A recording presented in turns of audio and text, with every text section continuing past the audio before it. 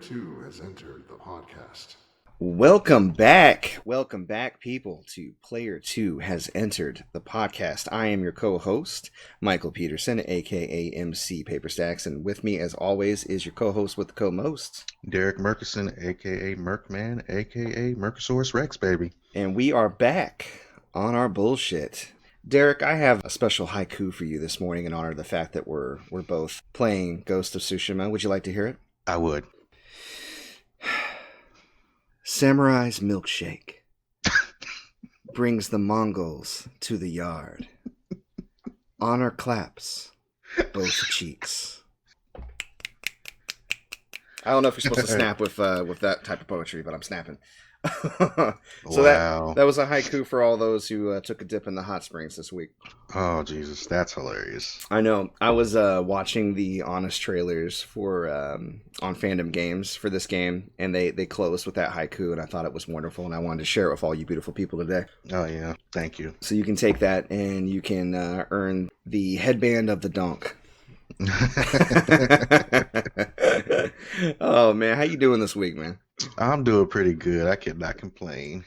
Every week brings goodness to me, so. Cool. Well, I'm glad to hear you were surviving, but not only that, thriving. That's what I want to hear. Baby. Yeah. Not a whole lot going on with me this week, but there's been a couple of things. I'm on Twitter a fair amount. Up until Tuesday, I should say, I wasn't a super popular guy on Twitter. I had, a few followers, not a ton. And, I get on there mostly to get news and chat it up with a couple of people. But leftist Twitter exploded on Tuesday. I mean, exploded.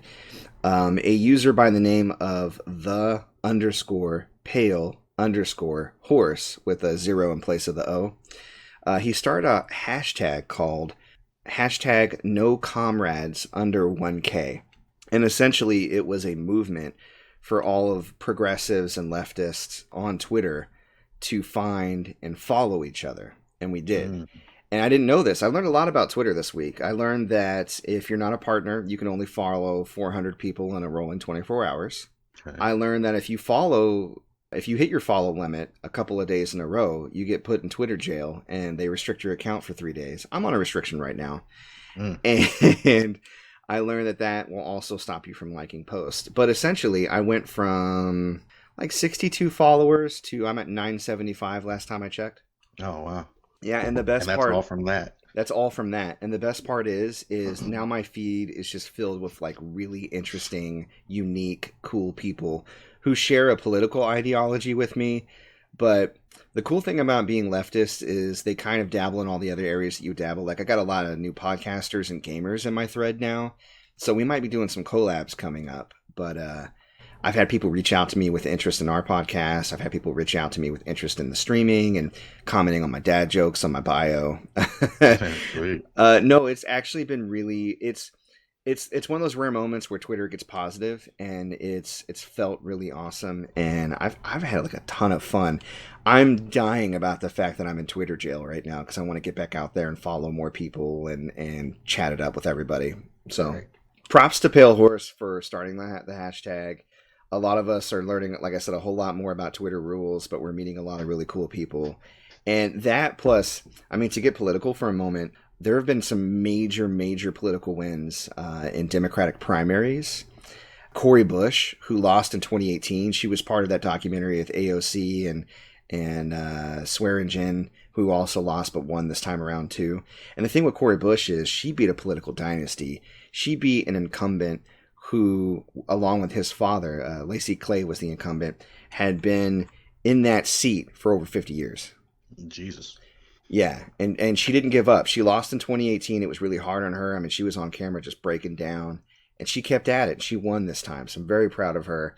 In Tennessee, in the U.S. Senate Democratic primary, Marquita Bradshaw, that's her name, Marquita Bradshaw won her primary for an open seat against another Democratic establishment opponent that was backed by Chuck Schumer and the Democratic Party. And the interesting thing about Marquita Bradshaw, aside from the fact that she's an environmentalist and believes in Medicare for all and all that good stuff, Nice. is that she was out fundraised 250-1. Her opponent raised $2 million. She raised $8,000. And she crushed him by 10 points. Tell me they don't want progressives in the South. I say nah to that. Now, is she going to have a tough time in November? Yeah, probably. But this will be the first time that, one of us gets a shot, you know what I mean, in that instance. And I think that she's going to do well. So I'm really, I'm pulling for her. People can look Marquita Bradshaw up on Twitter or on Facebook to support her if you'd like. And I think you should. If you live in Tennessee, definitely try to vote for her. As far as our demographics go, I don't know if we have any listeners in Tennessee yet. But you know where we do have listeners? Oh, where? We got a new listener in Germany. Oh? Yeah. My God. I know. Because of the location data, I don't know specifically where in Germany. It didn't drill down like it did with our listener in Ireland, but we picked up a listener in Germany. So sweet. Yeah. Danke. We appreciate you. We hope you stick around. And like I've said to all the other listeners, if you have questions, comments, concerns, or you just want to reach out and say, hey, we will read you on the podcast. So you can email us at mcpaperstacks@gmail.com. So, you know what? Politics is probably a good segue into something that you brought to my attention today. I'll kind of let you lead off, but it was in regards to TikTok, and it's actually some, in my opinion, very disturbing news. But why don't you go ahead and let the listeners know what's going on with TikTok? Okay, so yesterday, being Friday the 7th, President Trump signed an executive order that would ban transactions with TikTok and WeChat. And that's not just between businesses, that's U.S. citizens as well. So that may be affecting whether users get ad revenue, whether U.S. companies can post ads on the sites or on the apps. And it just so happens that WeChat's parent company, Tencent, owns Riot Games, which makes League of Legends, and Epic Games, which obviously runs Fortnite. In their own store. Yeah, so this has gamers very scared about where politics can even further intersect with our gaming. Yeah, and from what we've read this morning, my concern is about the interruption with the free market, because there are American companies in talks with buying TikTok that are now being accelerated, Microsoft chief among them. And to me, it screams of like forcing buyouts and American politics getting involved in business. And for a party, Trump's party in particular, that likes to talk shit about free market and let the market decide and all that other garbage, they sure do like to interfere in business dealings a lot.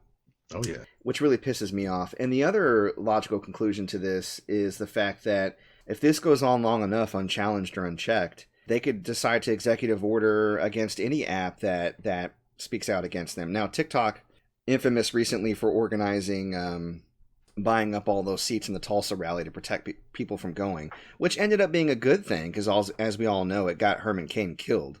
Right. And probably countless others who won't be named because they're not famous. So I don't like it. I don't like the precedent it's setting, and eventually it's going to get pulled from American, app stores. It's going to get pulled from, Google and Apple, and it's going to stop getting updates and support because, again, all of that ties into interaction with American businesses. Eventually, it's going to be unusable in the U.S. Yeah. Now, from That's what make my wife very sad. I know, and yeah, my wife too. Actually, my wife loves TikTok. She loves it. I even put out a TikTok video when I got my little video game donkey figurine that I bought. Oh yeah, cool. Yeah, I supported video game donkey by buying an overpriced Beeg Dunkey. He's big. B-E-G. Maybe I'll put a picture up of him for today's podcast. Beeg Dunkey. That would work for the Ghost of Tsushima haiku. Oh yeah, I'll just put a picture of Beeg Dunkey's booty. Donkey of Tsushima. Give me that donkey butt and them samurai legs. I ain't too proud to beg. Ain't no shame in this game. I'll stab you from the front or from the back, please. If you can stab me from the front, wait till you stab me from the back. Oh Yeah. my God, don't get me started. You've already begun. Yeah, I guess I'm already there, huh? So, fucking politics.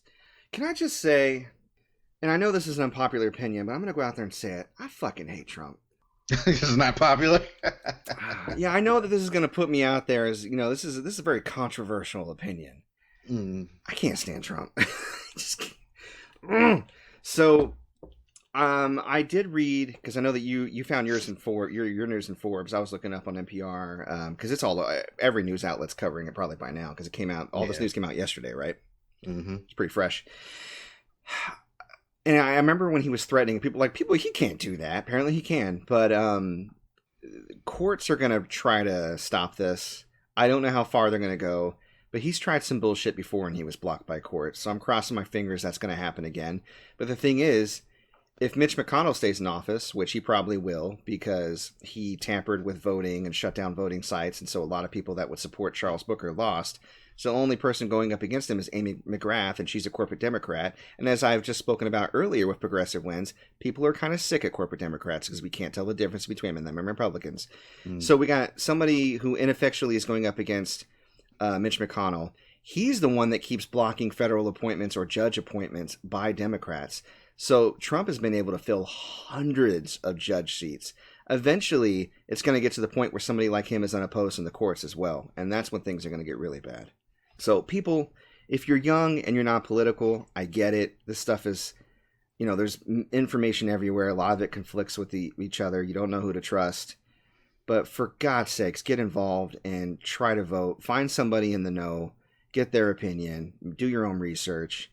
And get out there and vote. Please. Please. Because shit like this does eventually trickle down to gamers. It does. Legislation does. So we got to be out there and we got to be paying attention because you got to think about the ESRB. That's right. That's right. Jack Thompson. Fearmonger, all like game censors. I mean, even Hillary Clinton back in the day and Democrats back in the 90s were on that bandwagon to ban violent video games because they're the cause of shooting. Not the fact that you can go buy a gun with a free, like a fill up, you get a free sidearm at your 7-Eleven or whatever. Anyways, easing off of politics for just a second. Just a second. Okay. Good stuff happened this week. You had mentioned to me about a cool anime getting a new season or something like that on Netflix. Oh yeah, Seven Deadly Sins season 4 just dropped, and I am ready to watch that. Cool. I watched a little bit of it when it first came out. I think when Seven Deadly Sins came out, correct me if I'm wrong, it's not like Netflix hadn't produced any animes, but it seems like it was still in its infancy where it had like a handful. Mm-hmm. And I think was this like a Netflix original, or did Netflix kind of produce and bring it here? Produce and bring it here. Okay. Anytime they say Netflix original, most of the time, for anime anyway, means that they produced it and brought it over. Yeah, which is still cool. You know, they're doing something similar to Crunchyroll. They're just more successful at it. Right. Well, maybe not more successful because Crunchyroll is quite prolific, but the problem with Crunchyroll is its user base because it's hyper focused on anime. Mm-hmm. So it's introducing anime to people like me that are kind of lazy general fans. They're like, "Oh, I'll watch it if it's on, but I'm not going to seek it out." Anime's for nerds. Well, that's not my take on it. But there's just so much. There's so much bullshit to sift through. And you know my opinion on anime tropes. I've gotten to the point where I'm a little sick of them. And maybe that's why I didn't continue with Seven Deadly Sins. I saw the giant with the 80-pound rack, and I was like, oh, here we go. Oh, Deanne. But it does look interesting, and I enjoyed what I did see of it. So for fans of anime, check it out if you haven't. And season 4, have you watched any of it yet? I started watching the first episode, and I'm still going to go through it, but what upset me was that there was heavy censoring. So, like, the blood was white type censoring. Weird. And, yeah, it was very weird. I don't understand. Yeah, because look at Parasite. That's violent as fuck. Oh, yeah. There's definitely, blood and even nudity on a lot of the animes on Netflix. So, I don't know what the deal is. But, okay. I don't know. Speaking of Netflix, my wife and I started because the second season came out, there's a lot of buzz around it. We started Umbrella Academy. The Umbrella Academy? Is that what it's called? I think it's The Umbrella Academy. Yeah, and it's based off that Dark Horse comic book of the same name. Have you seen any of it? I've seen like the first 4 episodes of the first season. Okay, good. Okay, so I can at least speak on the first episode. So it's interesting. I really like the concept, and I definitely want to watch a few more episodes to see where it goes. My problem with the first episode initially, if I had to name any problems, is its bloatedness, which You can tell me whether or not that dies down, but it's clear that, we're pulling from a set story, and the story is probably so long. But Netflix is like, give us 13 episodes. And they're like, but we only have enough material for 8 episodes. And they were like, make them dance for 3 minutes. Mm-hmm. So I was like, what the fuck is this bullshit? Like, I don't mind a little fun moment here to break up whatever, but there were just times where, like, the story was getting interesting, and they were like, dance break. So, and I hate it when Netflix shows unnecessarily pad themselves out. Sense8 was the worst about that. And I think that's the reason why that show didn't do so well. Because Sense8 was like a really cool concept. 8 people born around the world on the same day have this psychic link and can jump into each other's bodies and use each other's skills. And somebody's hunting them to use them for nefarious reasons. Mm-hmm. Sounds cool. But then when you get there, it's like, let me tell you about the first dick I sucked and how much I enjoyed it. It's like, cool story. It was kind of interesting, but it went on a lot longer than it needed to go. And there's a lot of tangents and like kind of like just they stopped the story for dance sequences and there's even like, which is kind of interesting, like sex scenes where they're all like having sex separately, but all show up together in the same bed. Like, what are we doing here? and there were cool parts. It's funny. It had a lot of messaging, like pro-trans, pro-gay, pro-diversity. It touched on racism, touched on classism, and that's cool. Some of it was very subtle and powerful, and some of it was very ham-fisted and just heavy-handed. And so that had me swinging back and forth with, oh, that's poignant, and oh, come on. Mm-hmm. Okay, I get it. So, I mean, the tone was all over the place on that show, but the padding, I think, did not help it one bit. And I could think of a lot of the Marvel Netflix shows, right? Mm-hmm. The Punisher, which was a really cool concept, and I enjoyed The Punisher. But my favorite part of The Punisher was the very last scene when he drops in on this drug deal that he set up, and both of them are like, I thought you called me. No, you called me to this warehouse. And he shows up with like 2 M16s like, anybody want to party? And I was like, yeah! And then they ended the show. And I was like, oh. Because the whole time, in the third season or the second season, like the final season, I can't remember if he went. I think he only went 2. Yeah. Yeah, only 2. He was babysitting that chick and cool villain setups, except for I didn't really like Jigsaw that much. But the whole Southern preacher guy or whatever, that was interesting, but it's just kind of. They started strong and they ended up somewhere and they meandered so much in the middle, I didn't care. Yeah. And the thing is, the Punisher, whether you agree with him or not, the concept of the Punisher is not about solving systemic issues or, being a good guy. It's about being damaged and being like, fuck it, I'm going to kill every dude that breaks the law. You're jaywalking, you're going to get shot. Mm-hmm. And they pulled back on that so hard with him that he didn't even really seem like the Punisher at times. Like, he showed mercy when somebody asked him to. And I'm like, but this dude's a criminal, Punisher. You're supposed to punish him. Right. Now, if you want to explore what that does to him psychologically and juxtapose with another hero or a side character that's wrong and use that to bounce off or strengthen their arc, that's fine. But the Punisher punishes, guys. What are you doing? You know what I mean? And this is coming from a dude. Criminals. Yeah, you gotta spank some criminals. This is coming from a dude that doesn't necessarily agree with that ideology, but that's who the character is. That's what fascinates me by the character, is how far he'll go in service to his ideals. So, Jessica Jones got really bloated, and the second season of Jessica Jones, I got so tired of her friend Trish, just constant you have to deal with your issues. A good friend will challenge a friend, okay, but they will not hammer on and keep going there when the friend's like, hey, back off, I don't want to do this, right? It just got really annoying. I don't know. Can you think of any shows on Netflix that were crazy bloated? I can't think of them at the moment. Maybe Defenders. Defenders was bad. Yeah. I didn't really like Iron Fist though at all, so that's Iron Fist. And they went all in on the hand storyline, and I didn't really like the hand. Yeah. What about any shows that were cut tightly that you thought were pretty good from start to finish? Oh, Ozark. Really? I need to check out Ozark then. Let me make a note. You still haven't seen Ozark? Oh my god. No, I haven't. What's Ozark about? Oh my god. It's about this financial advisor, Jason, and basically. I'm sorry. Right. Financial advisor. I'm sorry. Go ahead. Basically, through a series of events, he inadvertently ends up. What is it called? Washing money for the. Laundering. Yeah, laundering money for the Mexican drug cartel. Okay. his whole family gets involved, and there's a lot of good stuff in there. Okay. It's so good. It's like if I had to put it against Breaking Bad, I would put Ozark. Okay. Which is saying I a never lot. seen Breaking Bad either. Oh my God, I'm not like that huge on crime dramas, which is weird because I've seen some really good ones. I'll try it. You haven't sold me. I gotta tell you, I'm not really interested in it right now, but I'm gonna check it out. Yeah. Well, Because do you like said Jason it's Bateman? tight. Do I like who? Jason Bateman? Oh, you mean like we're gonna go ahead and we're gonna drive here. I'm a professional. Okay? I don't want to know what's in the package. I'm gonna get you from A to B. Yes. Right. And I'm gonna jump kick anybody that gets in my way. You sound like a butcher from The Boys. I'm trying to sound like Jason Statham.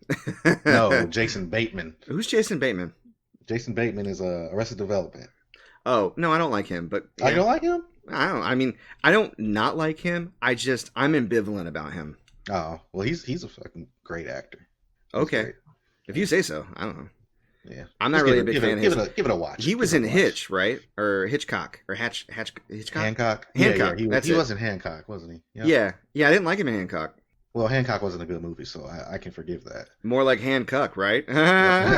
Basically. Anyways. That was an awkward situation to be married to a superpowered woman who had this really long relationship with a superpowered man, and you didn't know about it until the end. And they're like, we love each other so much, we have to be apart. Cool, I guess I'll stay with her. We're going to leave. Bye. Right. Weird. Anyways, I'm going to watch it. Like, you don't need to try to sell me on it. I trust that you respect the tight editing and the pace of this show. And to me, tight editing and pacing is really big, especially for a TV show. So I'm going to check it out. And who knows? I mean, there's crime dramas that I've been really into, and we all know about my my love for crime / drama, like Unsolved Mysteries. But da da da da da, but da da da da da da. So I'll check out Ozark, no problem. All right, cool. Now, getting down to business. What have we been playing this week? I'll tell you, we've been playing A Ghost of Tsushima. Tell me, now that you've really sunk your teeth deep into the samurai booty, what do you think? It tastes great, man. Yeah? Yeah. Yeah. Like it's so good. It gives me the feeling that the first Assassin's Creed gave me, where it's just this huge world that you just want to explore and find every single thing. It's funny that you mentioned that. I was actually, when I was streaming Ghost of Tsushima recently, I don't know if it was during the sound test or the actual stream, so some people, if they're watching, might be like, what? But I was talking about how it was giving me Assassin's Creed vibes, but kind of like, I think 2, where they made all the improvements. Like, just the parts that I like about Assassin's Creed, plus the fact that, like, since Assassin's Creed started, I'd be like, give us Assassin's Creed ninjas! Do it! And they never did. But we got Assassin's Creed Samurai, so it's the next best thing. Well, I mean, for all intents and purposes, even though he hasn't started the art of ninjutsu, he's doing ninja shit. Like, they call them ghost weapons. Those are ninja weapons. True. I mean, come on. We got kunai. What are you going to do? Yeah. But I'm sorry. Please proceed. Oh, yeah. No, it's weird because usually when I play a game, I want to get through it as fast as possible. But this game is so beautiful, and the environments are so fleshed out. I just want to explore and find stuff and look at the vistas. And, like, I could honestly care less about the story at this point. Like, I think I've done maybe 2 main story missions, and the rest have been side missions. Do you remember that old show that Ego Raptor had on YouTube? He only did a few episodes of it. It was called Sequelitis. No. Look up Sequelitis on YouTube when you get a chance. You know who Ego Raptor is, right? I'm not aware of that. Hey, I'm Grump. I'm not so Grump. He's the I'm Grump. Okay. Ego Raptor is his name, or Aaron Hansen as he's known. And he got really popular on Newgrounds back in the day for doing Metal Gear and other type of cartoons. He's a really good animator, actually. So Ego Raptor did a show called Sequelitis where he kind of just waxed intellectual about sequels. He talked a bit about Mega Man and design and Castlevania. But in one of his episodes, he mentioned the dichotomy of certain good games, how they can be like a tasty snack or like a high-class dessert. And when the way that you speak about Ghost of Tsushima, and I completely agree, and I've actually had this thought while playing it, is kind of like a high-class dessert. Now, a lot of its components are pulled from other games, but I think what makes a game like it or Horizon Zero Dawn really stand out is its beauty and its combat and the amount of options it gives you and just that moment-to-moment gameplay. And you really do kind of just want to sink your teeth in and get into the atmosphere. And I think a game that can help you to slow down and really kind of dissect it and dive into it like that, that says something. And it's special, and it's not common. Mm-hmm. So, And it allows you to play how you want. Like, hell yeah. I've played for about 12 to 15 hours, and I don't really vibe with the ghost approach. Like, Okay. I do it when I have to. Mm-hmm. If there's too many enemies, like I'll assassinate a couple of them. But Mm-hmm. most of the times, I just want to walk right up and stand off and just get to business. You just want to walk up into a camp like, hey, Hey, yeah, send me your strongest warrior.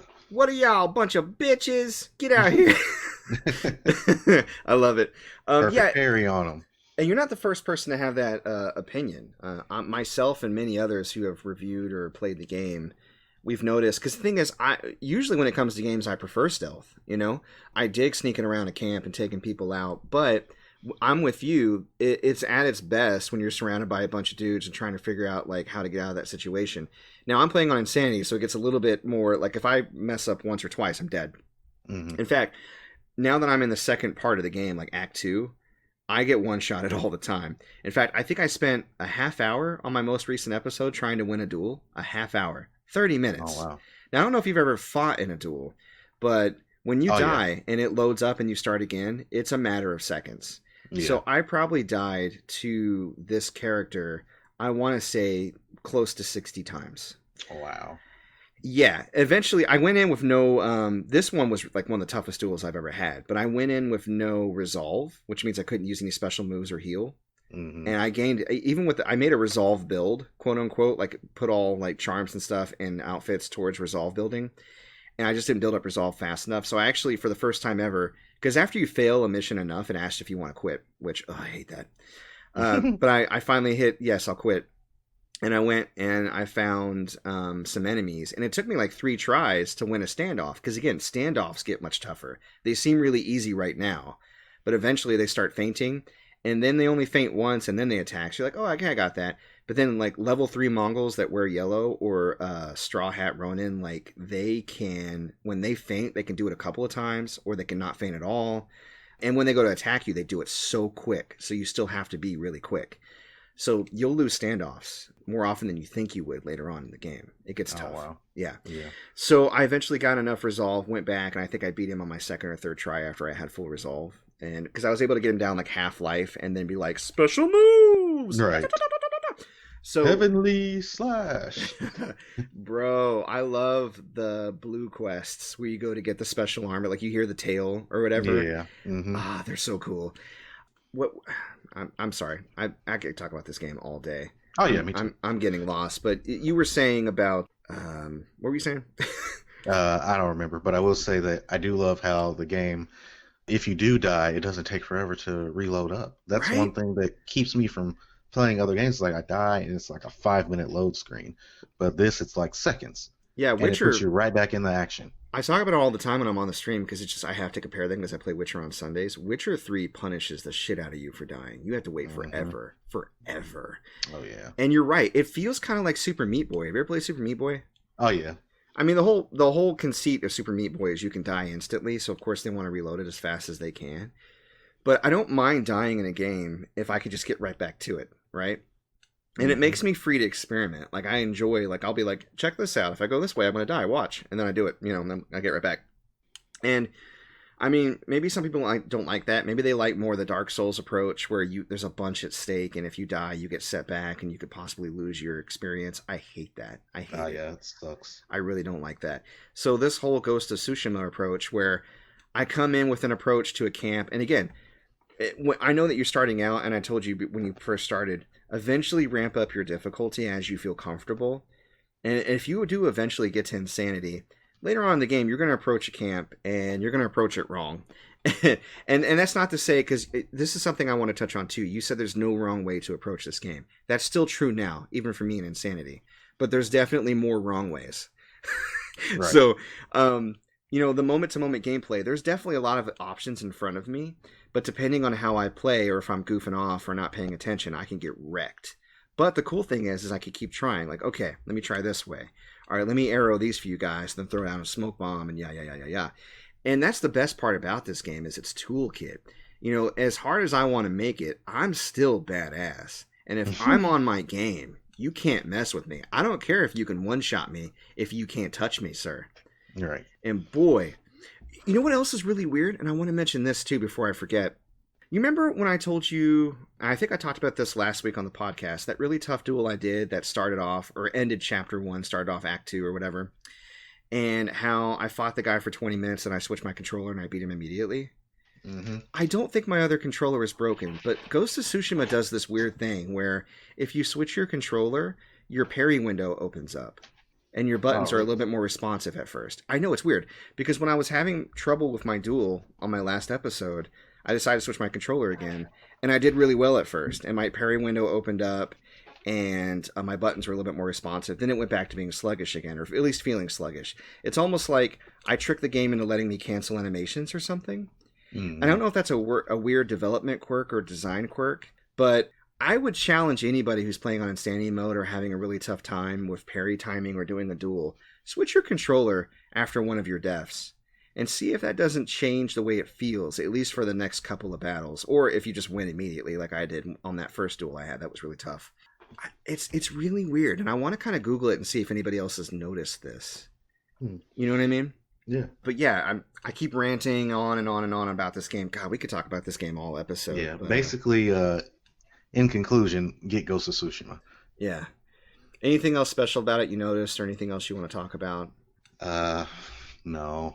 I really want to encourage gushing about this game. Yeah, we gush about it on the spoiler cast. Hell yeah. Before the end of the year, please believe we're doing a Ghost of Tsushima spoiler cast. Yeah. All right, so as far as what else we're playing, I'll talk about some of my streams this week. So Monday I played Dynasty Warriors 4. Better than I remembered.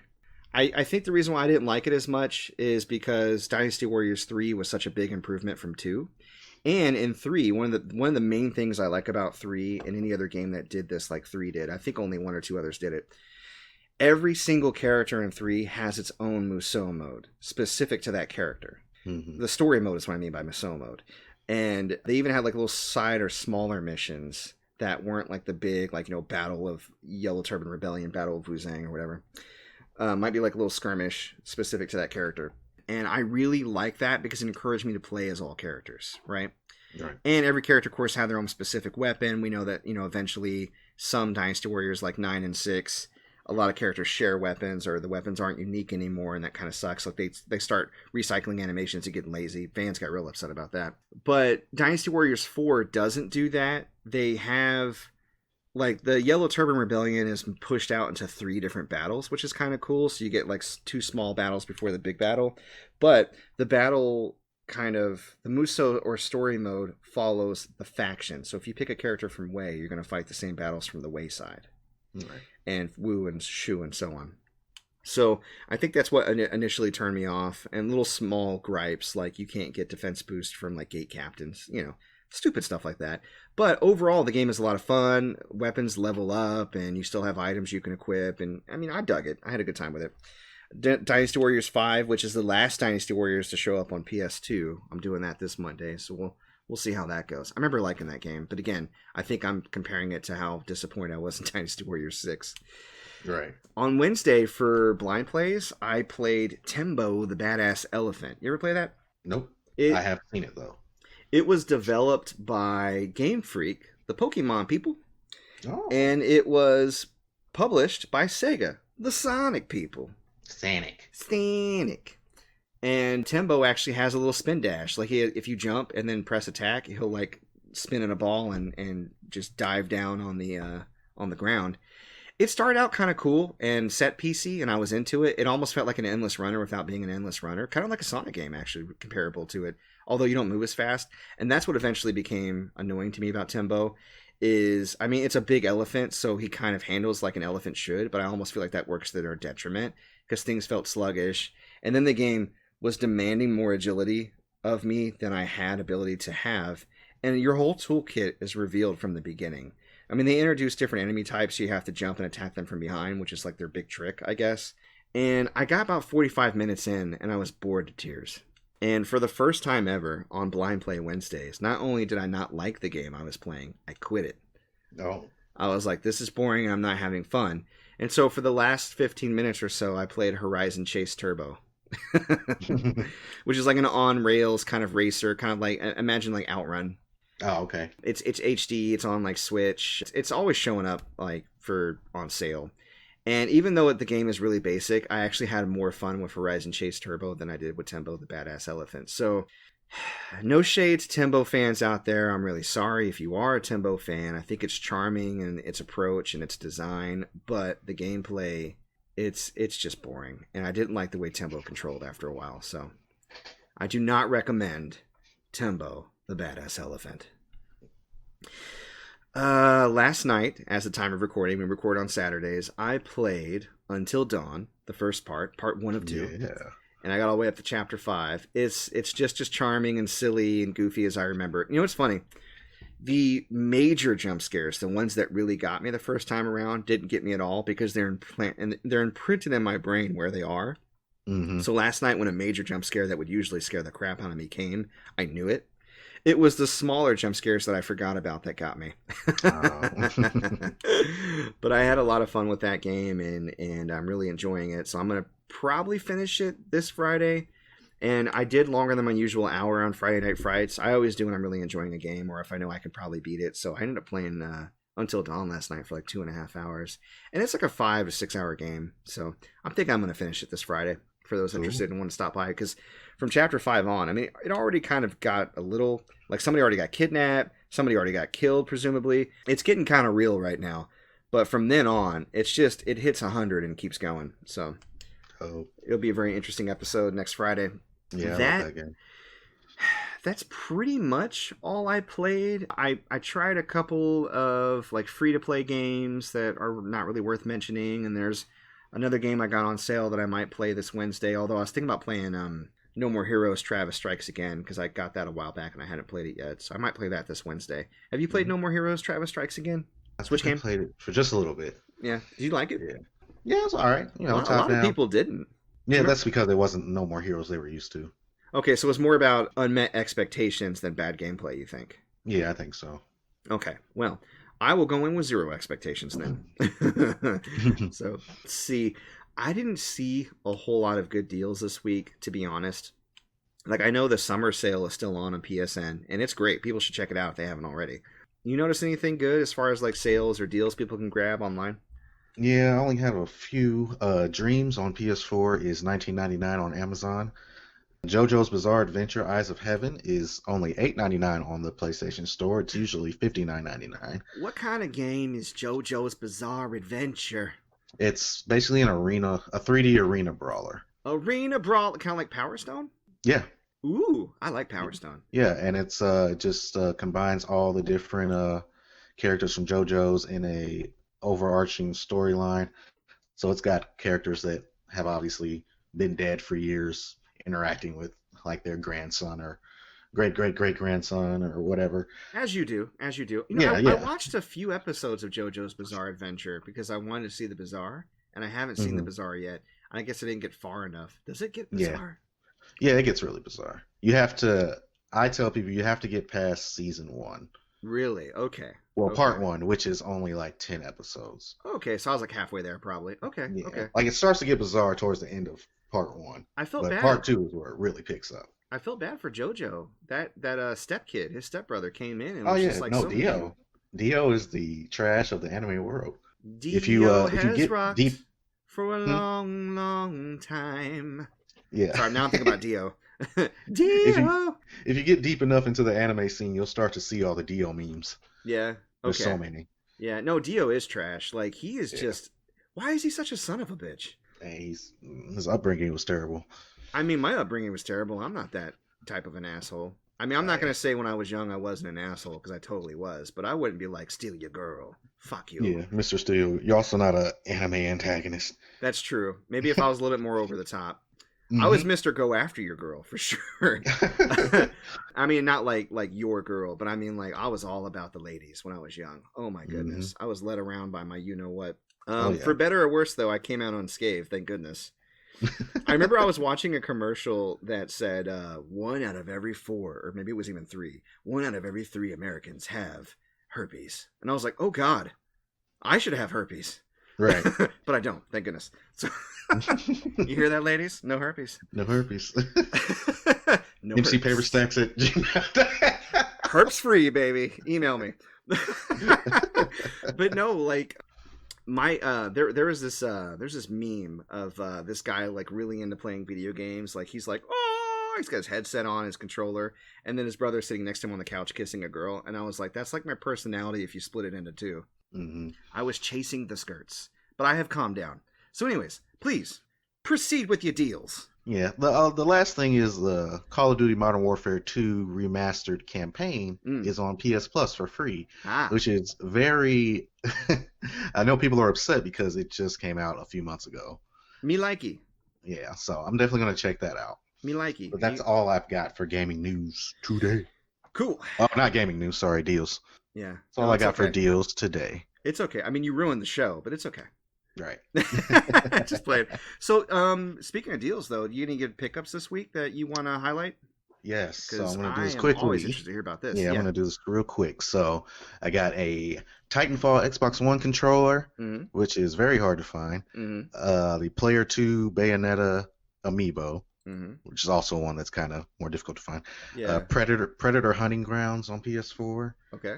Let's see. At GameStop right now, you can get this PS4 exclusive game called AI: The Somnium Files Special Agent Edition. It's a big box anime game by Spike Chunsoft, and it's only $32.97 right now on clearance. So if you are a big collector and you're interested in the anime stuff, then check out a GameStop, see if a location near you has a copy. You'll be very interested in this next pickup. I found Ys Memories of Celceta on PS4 for $25. Hold it for me. No, that's for me. That's mine. Maybe when I'm done with it. Okay. Yeah, right now that's for me because it just released. I think it was called the Explorer Edition, and it came with a big box and everything. This one is just the regular PS4 case and whatnot. But I got you. I'm very excited to have it. And not lastly. So as you know, I do a lot of thrifting. I go to Goodwills and stuff. He's thrifty. Yeah, most of the times when you go to Goodwill and you find a game, if you open that case, it's not going to be in there because somebody stole it. I hate that. I hate it. I hate it.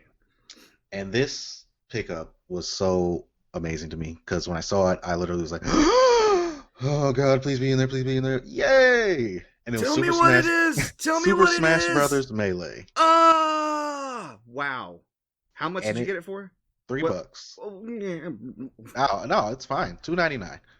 Oh, did you get on a half off day too? Did you go on the first of the month? Oh, okay. No, they haven't done a half off sale since the coronavirus. Really? Because they used to do half off on the first Saturday of every month. Yeah, but to impede the progress of the virus. Oh yeah, because everybody would show up on Saturdays. Okay, exactly. That makes sense. Yeah, so I was very, very excited to find that. It's got a tiny crack in the center. I still have to test it, but I don't have a copy, so if it works, then I might keep it for myself. But you should. Yeah. I got my copy of Melee just sitting up there looking at me like, why haven't you played with me ever since Ultimate came out? Right. And I'm like, I love you, Melee, but Ultimate Ultimate though. Right. It's Plus, Ultimate. I'm not a tournament level player. Like, there's a lot of Melee players that are like Melee for life, and hey, respect. Right. Respect, Hungry Box. Respect, Mewtwo King. Hell yeah. All right. Let's see. The last pickup I got was it's a glass half full type of deal. So I went to a yard sale and I asked if they had any video games, and she said no. And then I turn around, I see a box on the floor with PS1 and PS2 games in it. I was like, well, those are games right there. So I open it up, and it's got like Dragon Ball games, Digimon games, and everything. But she tells me that they're just the cases, and I'm like, damn it. So I asked her, can I just buy the cases off of you? And she didn't really understand why I would want just the cases. Which is the best kind of deal. Right. And so she was like, sure, just pick out what you want. So what I got was Yu-Gi-Oh! Forbidden Memories on PS1, Crash Bash, Digimon World 3, Dragon Ball Z Budokai Tenkaichi 2 on PS2, NBA Street. I said, no, you said hi. NBA Street Volume 2, and Yu-Gi-Oh! Duelist of the Roses. Sweet. So I need to let you know which Lucy's I have, because I had Pokemon Heart Gold as a Lucy, and then you had that box, and I had no idea. And I know you already sold it, but man, that would have been nice to get a box off of that. But yeah, okay. That still sounds like a great pickup. Lucy's are great because even if you don't eventually get the game and sell it, then you have an extra case. Because we all know what it's like when you buy used games, especially you get it from GameStop and they put 80,000 sticky stickers on there, those SOBs. Or people smoked on the game, or there's a bunch of gunk on it, or somebody wiped their ass with it. People disrespect cases like you wouldn't believe. So a nice pristine case for a particular like game console, like GameCube or whatever, it's valuable. Yeah. You know, so. Yeah. Cool. That actually sounds like a good gaggle of pickups. Congrats, yeah, no, it was pretty good.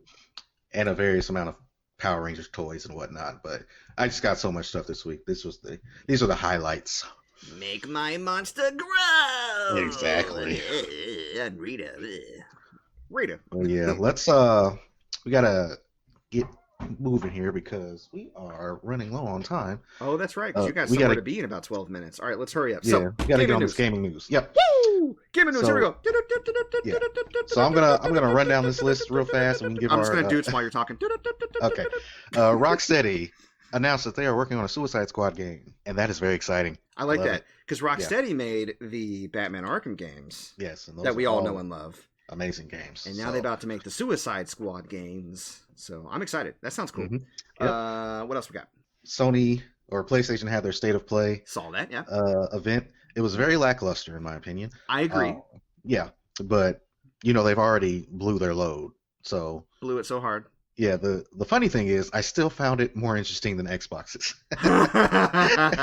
And I'm not even trying to show Suck shit. it, Xbox. Like, literally, like, they showed Godfall gameplay. Yeah. They showed a trailer for the Alan Wake expansion of Control. I'm not really feeling Godfall. Oh, wait a second. Are you saying Alan Wake is in the expansion of Control? Is that what's happening? Yep. I didn't notice that. Yeah, that was him. That's exciting. All bearded up. That's exciting. Okay, please continue. Yep. Spelunky 2. Spelunky. Braid's getting a remaster. Which is kind of cool. I like the commentary part of that. Where, like, you can... That's actually really neat. I might get that. Okay. Yeah. Go ahead. Yeah. And they showed a couple of PS5 exclusive games that were interesting. There was... I forget what the game was called, but she was shooting arrows at these runes to go faster and jump higher. And it looks like a Breath of the Wild ripoff, but it also looks really pretty cool, so I might check it out. Yeah, if I can remember what it is. A man tried to sell me an energy drink. He said, "Go faster, jump higher." Higher. I said, "I'm not going to let you poison me," and I threw it on the ground. You must think I'm a joke. I'm not going to be a part of your system. I'm an adult. I'm sorry. Go ahead. Yeah. I'm all hopped up on coffee, by the way. Yeah, no, that's good. That's pretty much it for the State of Play. It was pretty, It was 40 minutes, and looking through the comments, they were like, and we're going to end off on this. Well, we're going to wrap up on this. And it was the Godfall gameplay, and everybody's like, that's it? I was like, well, they already showed us everything, so, Yeah. But a couple more things. Sony confirmed that the DualShock 4 will not work with the PS5, and I say to that, duh. But also, you motherfuckers. Right. Well, but also, duh. Yeah. Yeah, because a Sony controller hasn't worked with the successor console ever since PS2. But so PS1 controllers work on PS2, but some games you couldn't. The question is, will PS5 controllers work for the PS4? I'm going to say no. Why not? PS2 controllers work for PS1. Wait, did they? Maybe they didn't. Maybe, I don't know. I feel like controllers work for the system below them at one point. Maybe they did. Maybe I'm bullshit. Yeah, well, PS3 don't work for PS2, so. Did PS1 work for PS2? PS1 did work for PS2. I don't know about the non-analog controllers, but the analog ones definitely did. Okay. All right. Yeah. Well, anyways, yeah, like you said, duh. Yeah, let's see. Sega Building 2 in Akihabara is a huge community place for people who love anime and video games in Japan. It is closing permanently on August 30th, and that is unfortunate. If you play any like Japanese-made games that take place in Japan, you're usually going to see this building in the background, or you'll be able to go in there and play video games. I know that especially if it's a game by Sega. Right. So all the Yakuza games have a building that's reminiscent of this of Sega Building 2, and it's Mm. very unfortunate because I want to go to Japan someday, and now I'm never going to get to experience that because it's going Yeah, to be closed. I want to go to Japan too. We need to plan a Japan trip. Yeah, That's the so mecca, I think, for both of us, for sure. hmm yeah, and they're shutting that down. They didn't give a reason, but we can all assume that it's because of coronavirus. Has Shit is slowed getting real. business down. It's getting Yeah. real. Shit is getting real. Wear your mask, people. Wear your mask. Forget your rights. Wear your mask. And It wear it doesn't over impede your on your. nose and your mouth. Your nose and Yes, your come mouth. on. Your nose and your mouth. Oh Do my you god. nose and mouth? Both of them. Your mouth. Okay, Canadians? Yep. Wear it over your mouth. And the last thing I've got for gaming news is Nintendo announced that Pikmin 3 Deluxe will be arriving on the Switch October 30th. That came out of nowhere. Nowhere. Because everybody's been, well, not everybody, but I'm sure Pikmin fans have been wanting to play Pikmin on the Switch. And it was one of the last Nintendo. Holdouts, yeah. Yeah. So that's very exciting. I've never played Pikmin myself. Me neither, So, actually. Although I have Pikmin for GameCube, I just never picked and I've got it Pikmin up. too. You get what I did there? I said picked it up. Hell yeah. Because Pikmin. Yes, Pikmin. Japanese butt cheeks. All right, let's continue on. So, I've been speaking a little bit about Ubisoft and the sexual and racist allegations against like the higher ups in the company. Jason Schreier, which many may know as a journalist who writes for Kotaku a lot, he produced an article on Bloomberg News about Ubisoft, detailing everything from start to finish. Really good, detailed article. Mentioned specific instances of racism where like a lot of Ubisoft members saw the trailer for Star Wars and called John Boyega a monkey. Yikes. Yeah, yikes. Double yikes. Ooh, ah. Yeah, exactly. So they outline a lot of the sexual abuse allegations. Like it's a real kind of bro atmosphere at that company, which we've heard before of other developers. Mhm. So yeah, the thing about them that pisses me off, especially since I like kind of praise them for being a company that celebrates inclusion and diversity. You know, some months ago when I was doing a podcast for my company for Pride Month, is the virtue signaling. You know what I mean? Like it's one thing if you find out a company is a bro company, but they never made any pretense to be anything but. But Mhm. Ubisoft talks all this shit about celebrating, women and people of color and different religions, different backgrounds, people of different sexual orientations.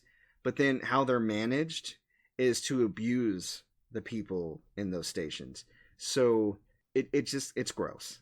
So if you want to like really get up on it, I know I mentioned Google some articles. Jason Schreier really put it together in that Bloomberg article if people want to check it out.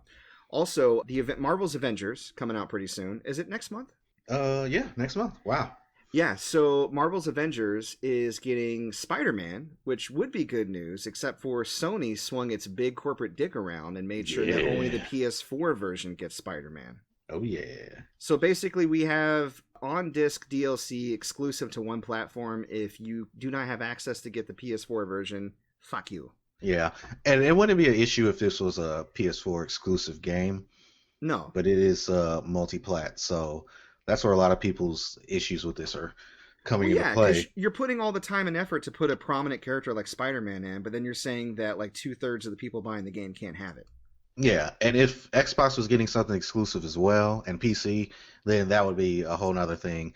That kind of harkens back to when Soul Calibur 2 was released. Yeah, I still And, kind of don't like it, but it would soften the blow. Yeah, and it made sense. Like GameCube got Link, Xbox got Spawn, and PS2 got Heihachi. Yeah, Yeah, no, the which was Link made sense because that's a Nintendo property. But the fact that Marvel owns Spider-Man, but oh no, PS4, the agreement, whatever, Sony. I hate that. I hate it.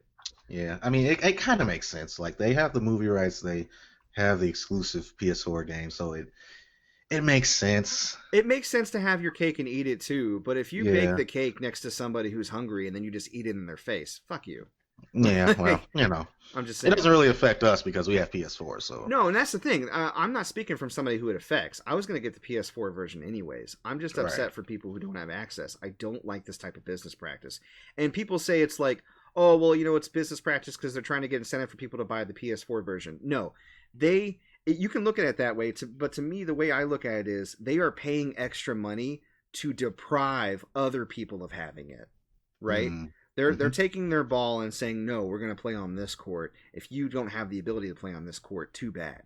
Right. I do not like that. You need Jays to hoop over here. Straight up. You got all fucking Pumas. So yeah, so I think that's all we have. Let's just talk about what we're feeling and sign off, because I want to let you go and make sure you got to get your stuff done today. I think we put in a pretty good show. I'm proud of it. Are you proud of it? I'm proud, man. Our Samurai's milkshake brings all the Mongos to the yard. Yes. Honor claps in both of our cheeks. All right. So let me ask you, Derrick, this week, what you feeling? Okay, so obviously Seven Deadly Sins Season 4. Like I said, I'm going to get on that. Yeah. I discovered a new YouTube channel. It's not new. It's old, but new to me, called Tutweezy. That's Tutweezy. And he basically does SpongeBob parodies where he draws himself as one of the fish characters. And he has guest stars that come into the Krusty Krab and basically annoy him at work. And he also sometimes he turns some of his videos into music videos. And there's one where he did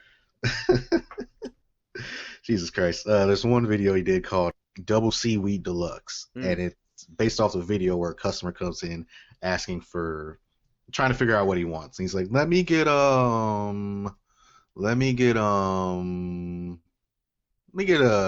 Double Seaweed Deluxe, and he's like singing it. So it's hilarious. Go check it out, please. I will. The video is customers be like. Customers be like, yeah. Let me Basically. get Yeah, so that's what I'm feeling this week. I've watched the video like 1,000 times already. It's hilarious. I do not miss working retail. Do you miss working retail? Hell no. Working retail is the worst. I can't stand people. I just don't like people. I'm just playing. Well, I'm not actually. No, I'm not playing. I'm going to be real for a second. When people come in and try to buy stuff from me, I don't like you. Yeah. Yeah. I mean, because a person is cool. People in general, especially if you have no connection or relationship to them, they have no problems being dickish towards you or dumping all their problems. They just come in with that baggage. They don't care who they lay it on. Right. Be nice, people. Come on. People out here working really hard for low wages, lower than they can even really truly live on.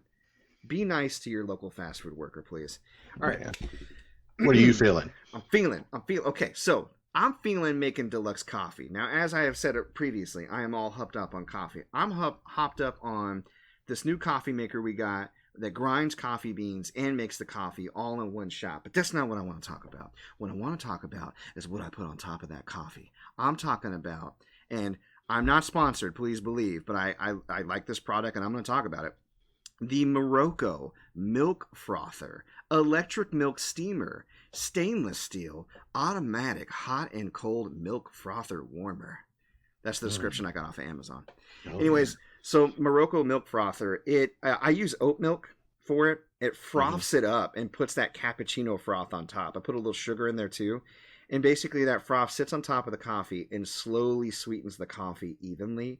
And you get to drink the foam on top and feel like you're in a fancy coffee cafe. I love it.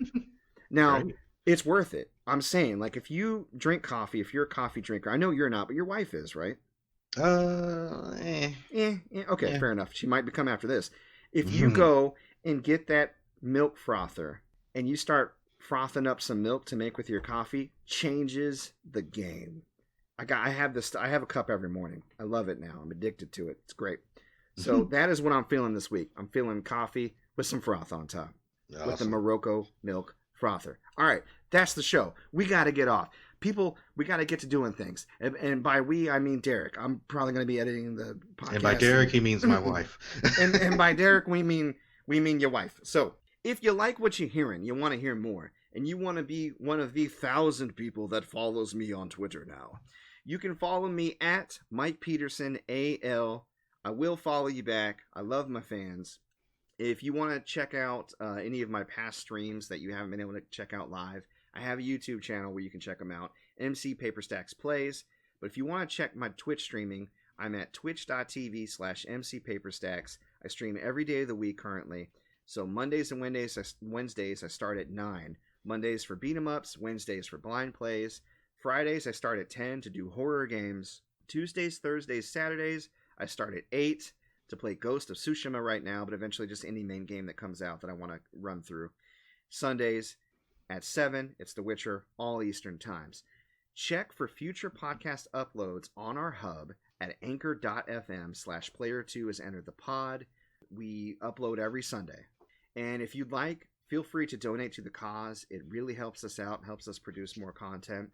Our podcast is also available on other platforms: Breaker, Google Podcast, Overcast, Pocket Cast, Radio Public, Apple Podcast, and yes, Spotify.